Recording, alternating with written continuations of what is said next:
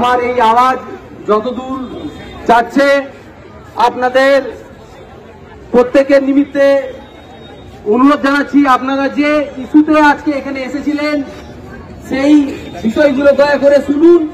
এবং আজ পূর্ব বর্ধমান জেলা শাসকের সঙ্গে কোন বিষয়গুলো নিয়ে আলোচনা হলো এবং ওনার কি মতামত, সেই বিষয়গুলো আপনাদের সামনে এই মুহূর্তে তুলে ধরব। আপনাদের সকলকেই অনুরোধ, আপনারা যারা শুনছেন আপনারা দয়া করে সেই জায়গায় গিয়ে বসুন, আপনারা বসুন, কারণ যারা পিছনের দিকে আছেন অনেকে দেখার চেষ্টা করছেন, শোনার চেষ্টা করছেন, আই কন্ট্যাক্টের চেষ্টা করছেন, অনেকের শুনতে বা বুঝতে অসুবিধা হচ্ছে। আপনারা আজ অত্যন্ত কষ্ট করে সকাল থেকে এখানে এসে উপস্থিত হয়েছেন।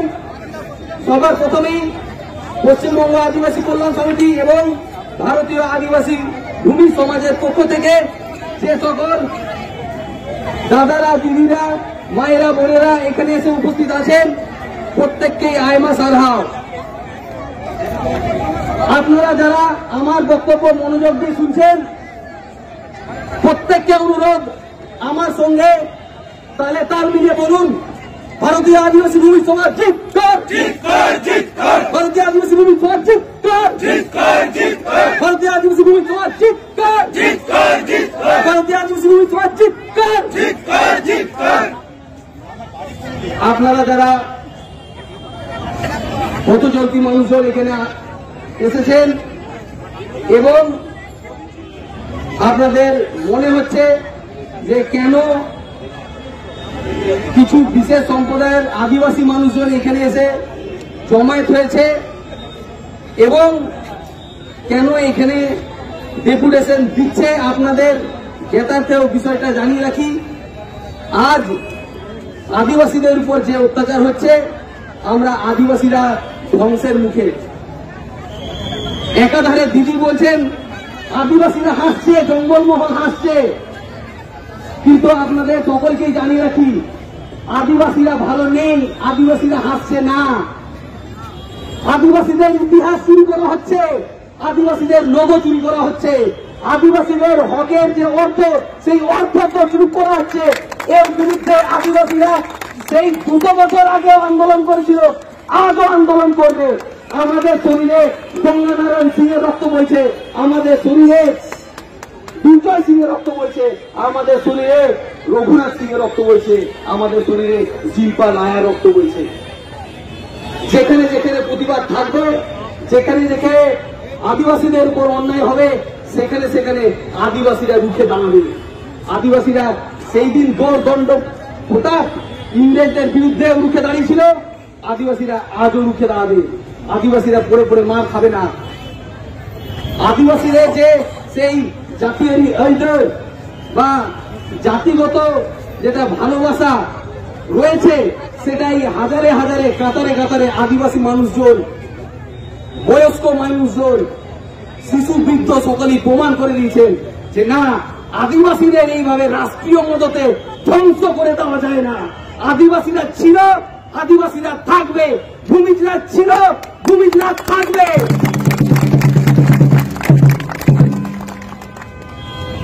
আপনারা যারা পথচলতি মানুষজন আছেন আপনাদের সকলের জ্ঞাতার্থে জানিয়ে রাখি, বর্তমানে পশ্চিমবঙ্গে বিভিন্ন ধরনের যে চুরি চামারি চলছে, গরু চুরি, ইট চুরি, বালি চুরি, মাটি চুরি, চাকরি চুরি, ট্রান্সফার চুরি থেকে শুরু করে যা কিছু এখন শুরু হয়েছে জাতি চুরি। বিভিন্ন ধরনের শংসাপত্র, ডাক্তারি শংসাপত্র থেকে শুরু করে পড়াশোনা শংসাপত্র থেকে শুরু করে যে কোনো ধরনের শংসাপত্র যেমন চুরি হচ্ছে, বর্তমান সরকারের আমলে সেই রকম জাতিগত শংসাপত্র চুরি হচ্ছে। এই আঘাত আমাদের আদিবাসীদের উপর আঘাত। আদিবাসীরা তার পাল্টা দিতে জানে, আদিবাসীরা তার প্রতিরোধ করবে।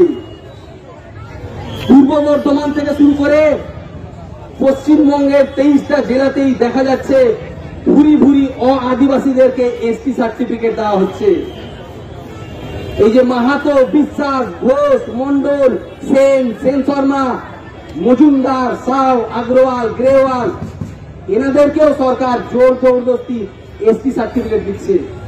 আপনাদের সকলের জ্ঞাতার্থে জানি রাখি যে ভূমি সম্প্রদায়ের ব্যক্তিবর্গরা কোনদিনের জন্যই মাহাতো, মাহাতা বা মাহান্তি পদবি ব্যবহার করে না।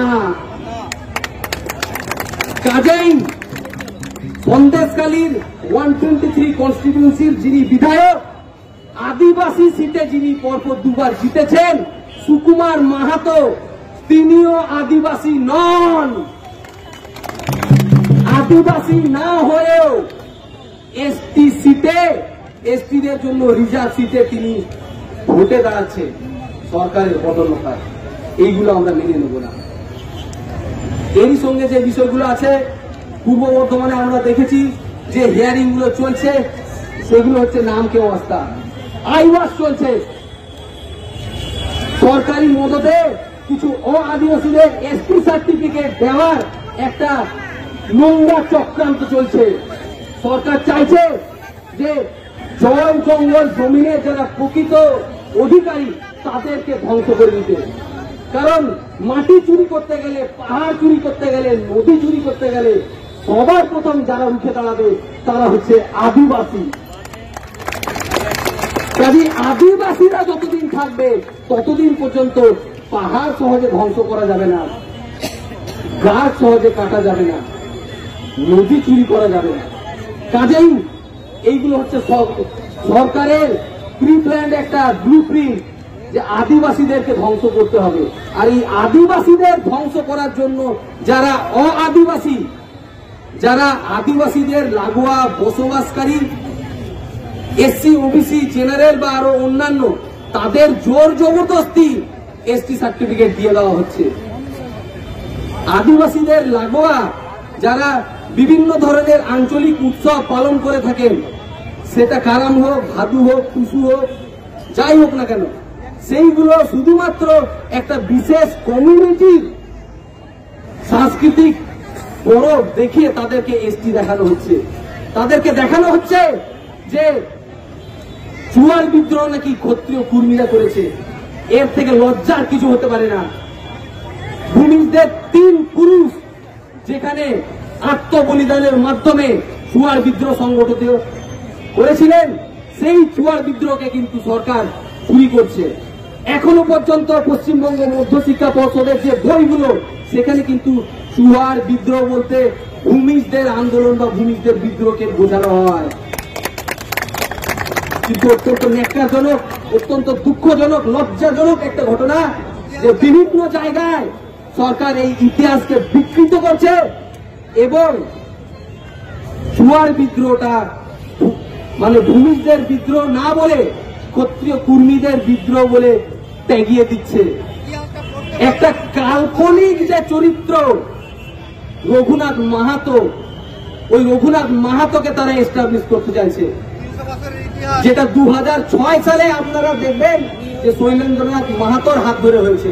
তারপরে কোন এক ডক্টর বা ডিলিট উপাধি প্রাপ্ত পশুপতি মাহাতোর হাত ধরে চলেছে।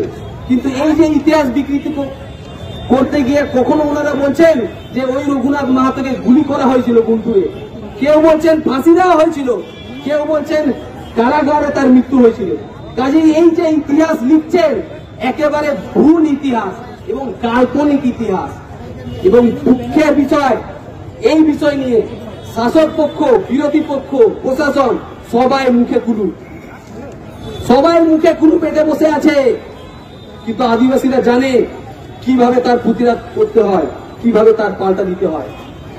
আজ পূর্ব বর্ধমান জেলা শাসকের নিকট যে বিষয়গুলো নিয়ে আমরা গেছিলাম, সেই বিষয়গুলো হলো পূর্ব বর্ধমান জেলায় মাহাতো, রায়, মল্লিক, বিশ্বাস ইত্যাদি পদবীধারীদের তপশালী উপজাতি শংসাপত্র অবিলম্বে বাতিল করতে হবে। 28/8/2023 যে মেমো নম্বর 437/ACCY/BCW/2023 এই নির্দেশিকা অনুসারে কালনা মহকুমাতে যে জাতিগত শংসাপত্রের যে শুনানি বা হিয়ারিং চলছে, সেটাতে চূড়ান্ত পদ্ধতিগত ত্রুটি রয়েছে এবং রাজনৈতিক মদত দ্বারা সেটা পরিচালিত হচ্ছে।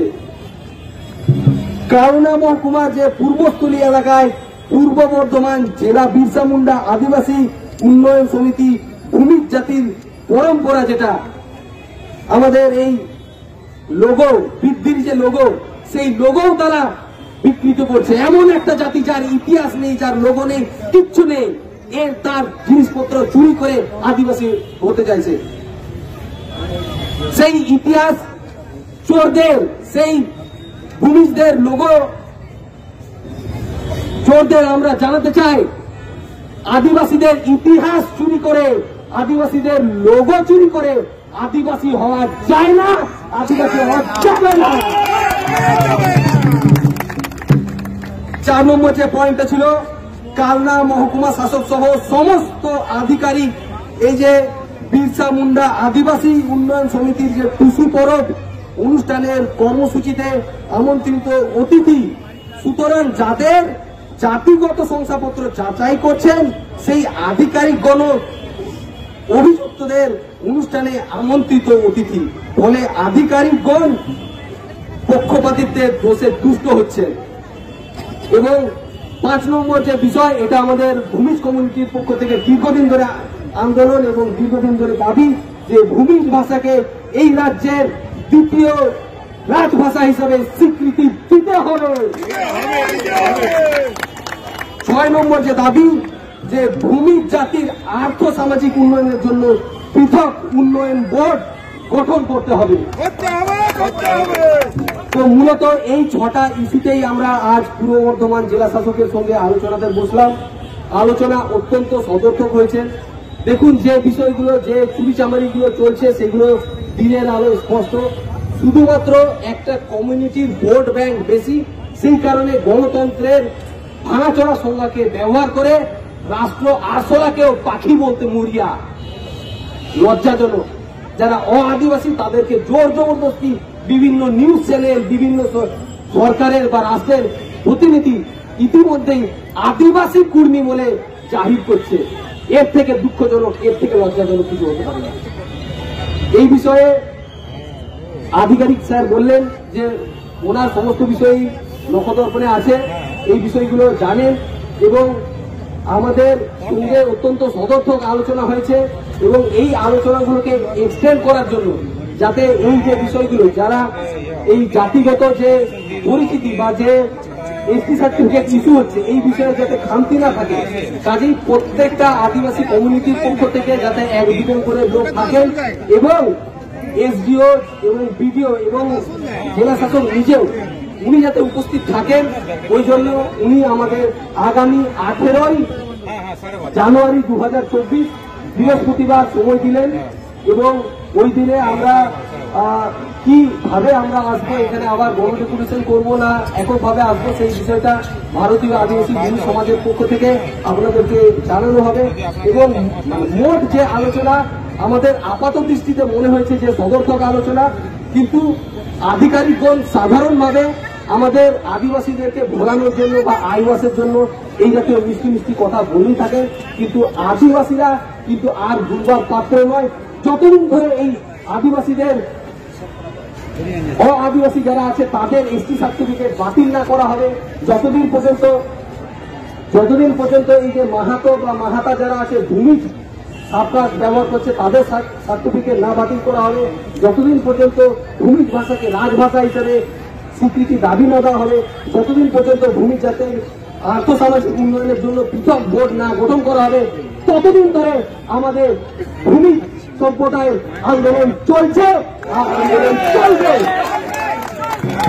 এই আন্দোলনের একটা তৃতীয় ধামাকা হিসেবে আপনাদেরকে জানিয়ে রাখি, পশ্চিমবঙ্গ আদিবাসী কল্যাণ সমিতির আহ্বানে তাম আদিবাসীদের আমরা অবগত করাতে চাই যে আগামী 24 জানুয়ারি 2024 বুধবার পশ্চিমবঙ্গের প্রত্যেকটি জেলা শাসকের নিকট আমরা একমাত্র দাবি যে প্রত্যেকটি আদিবাসীদের এসটি সার্টিফিকেট বাতিল করতে হবে, এই দাবিতে আমরা আসবো। আজ যেভাবে আপনারা হাজারে হাজারে কাতারে কাতারে আদিবাসী মানুষজন এখানে এসে জমায়েত হয়েছেন, সেই দিনও একই রকম ভাবে হাজারে হাজারে কাতারে কাতারে মানুষজন এসে উপস্থিত হবেন, সেই বিষয়টা আপনারা মাথায় রাখবেন। এবং এই বিষয়ে বলে আপনাদেরকে আরেকবার আইমা সারহাও চাল করে আরেকবার আমার সঙ্গে সকলে ভারতীয় আদিবাসী ভূমি সমাজ জিৎকার, ভারতীয় আদিবাসী ভূমি সমাজ জিৎকার, ভারতীয় আদিবাসী ভূমি সমাজ জিৎকার। সাধু আইন